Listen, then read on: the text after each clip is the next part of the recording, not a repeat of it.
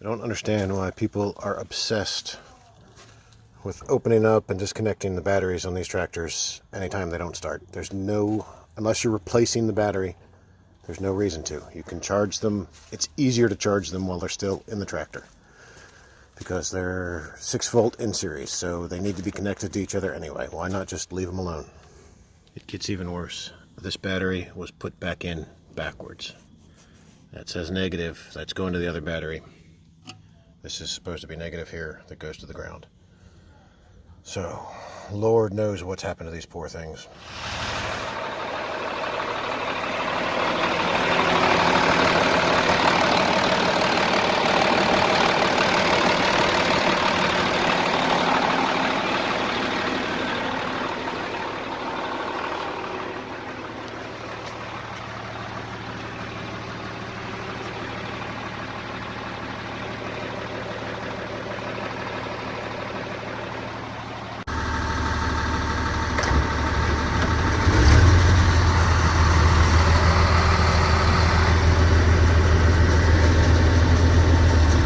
I really cringe at just imagining the horrors that befall these poor pieces of equipment when I'm not around.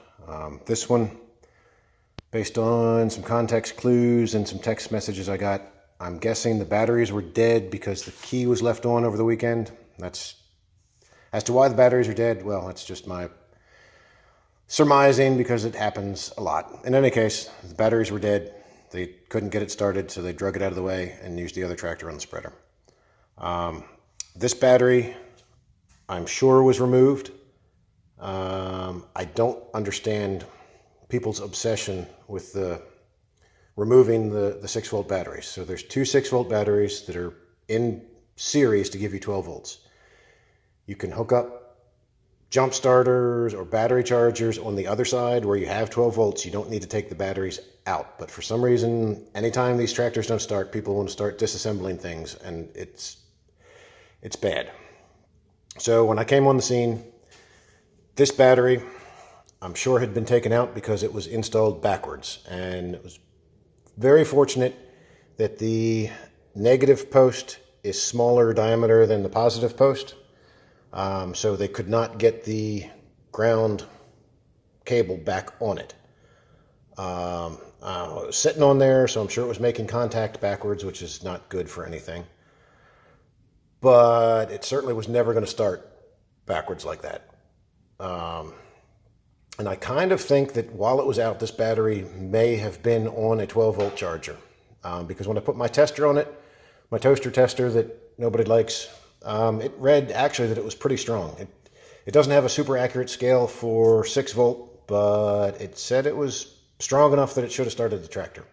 And I noticed, I pulled the caps just to check the electrolyte level, because it's, a good thing to check and could give me clues as to what was going on. And on this battery, they were all slightly pressurized and bubbling a little bit inside, which makes me kind of suspect it had been given, 14 volts out of a 12-volt charger, which 6-volt batteries just don't like. So I turned it around, hooked it up like it's supposed to be.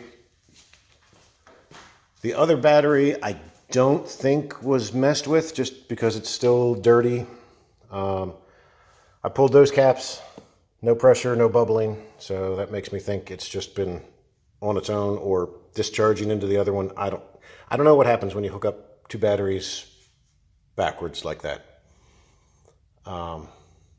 Maybe would it have made parallel? I don't know. I can't think about that right now. In any case, when I hooked my tester up here, where you get 12 volts, it read weak, like only about 8 volts under load. So that makes me think that this battery was weak. The other one was nice and strong, overcharged. In any case, tractor wouldn't start. So I hooked up the other tractor and fired right up. So now I've got it in the shop. I want to clean off the batteries a little bit, top off the electrolyte, and let it sit on a trickle charger for a couple of days and hope there wasn't too much damage done. We've got everything hooked back up.